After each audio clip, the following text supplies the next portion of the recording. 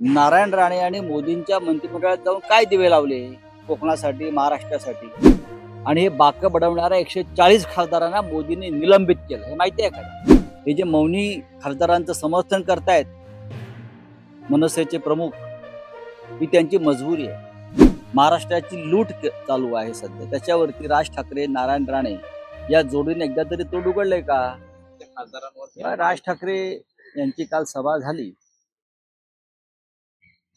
कोकणात. काल उद्धव ठाकरे सुद्धा कोकणात होते.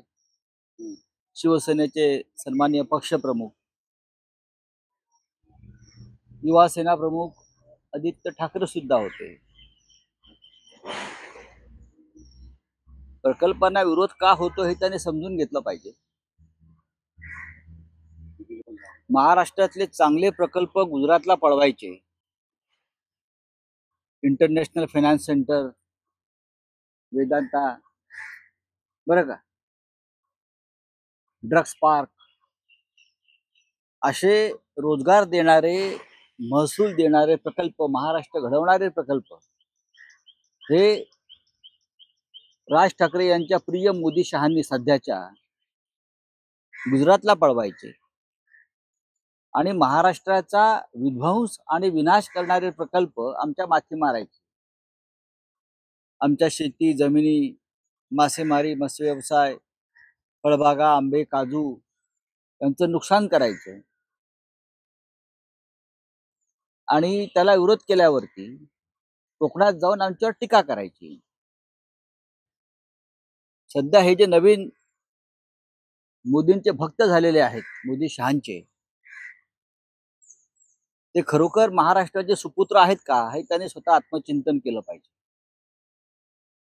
ते काल असं म्हणाले कोकणात, म्हणजे त्याच्यावरती मी दखल घ्यायची गरज नाही, पण कोकणातल्या अनेक प्रमुख नेत्यांचा त्याने काल अपमान केला.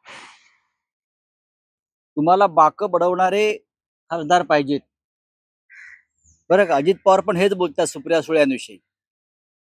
तुम्हाला बाक बडवणारे खासदार हवे आहेत, की मोदींच्या मंत्रिमंडळात जाऊन काम करणारे खासदार. नारायण राणे आणि मोदींच्या मंत्रिमंडळात जाऊन काय दिवे लावले कोकणासाठी, महाराष्ट्रासाठी, याचा खुलासा काल त्यांची वकिली करणाऱ्यांनी करायला हवा. बाक बडवणारा खासदार म्हणजे काय? मंत्रिमंडळात गेले नाही म्हणजे बाक बडवणार. हा त्यांनी बॅरिस्टर नाथ पै, जे कोकणातले अत्यंत नामवंत असे वक्ते आणि खासदार होते, आणि पंडित नेहरू ज्यांचं भाषण ऐकायला थांबायचे, हे कोकणचे खासदार बॅरिस्टर नाथ पै होते. हा त्यांनी त्यांचा अपमान केलाय का, की ते बाक बडवायचे? मधु दंडवते कोकणातून निवडून गेले, मंत्री नंतर झाले. मधु दंडवते असतील, मधु लिमये असतील, असे अनेक लोक खासदार झाले. त्यांनी या देशाचे प्रश्न मांडले, आपल्या भागाचे प्रश्न मांडले. हे काय बाक बडवणारे खासदार होते? फक्त लोचटगिरी करून, 10 पक्षांतर करून मंत्रीपद भोगणं हा विकास? बाक बडवणाऱ्या खासदारांनी हा देश वाचवलाय आणि लोकशाही वाचवली आहे.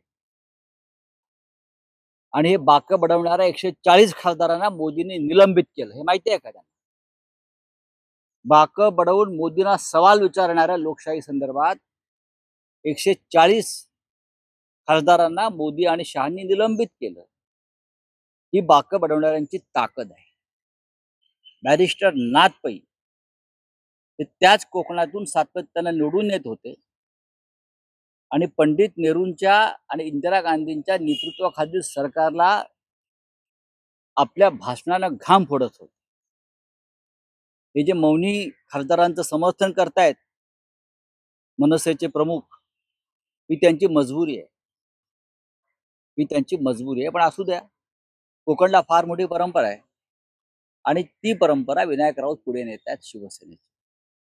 कोकणला बॅरिस्टर नाथ पै असतील, मधु दंडवते असतील, सुधीर सावंत सुद्धा चांगल्या प्रकारे लोकसभेत काम करत होते.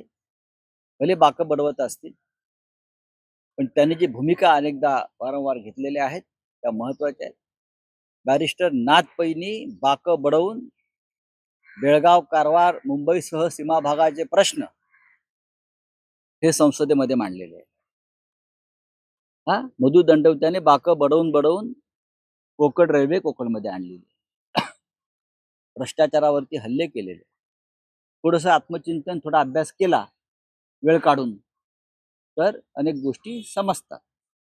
पण अंधभक्त जे होत आहेत, नकली अंधभक्त, ते खरे भक्त नाहीत. ते उद्या त्यांची भक्ती बदलू शकते, देव बदलू शकतात, त्याच्यामुळे त्यांनाही समजणार नाही. बोला. सर, राज ठाकरे म्हणजे अभ्यासू आणि दिलेला शब्द पाळणे.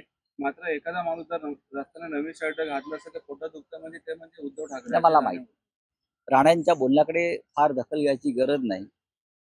राणे कोकणात आहेत, पराभूत होत आहेत, आणि पराभूत होताना त्यांचा हा जो काय कावा चाललेला आहे तो तुम्हाला 4 जूनला कळेल. त्यांच्यावरती फार बोलण्याची गरज नाही. मी कोकणच्या खासदारांचा ज्यांनी काल अपमान केला त्यांच्याविषयी बोललो, आणि जे विनाशकारी प्रकल्पांचं समर्थन करतात त्यांच्याविषयी बोललो. खरं म्हणजे मोदी शहांनी जे महाराष्ट्राचे प्रकल्प पळवून नेलेत त्याच्यावरती नारायण राणेंनी एकदा तरी तोंड उघडलं का?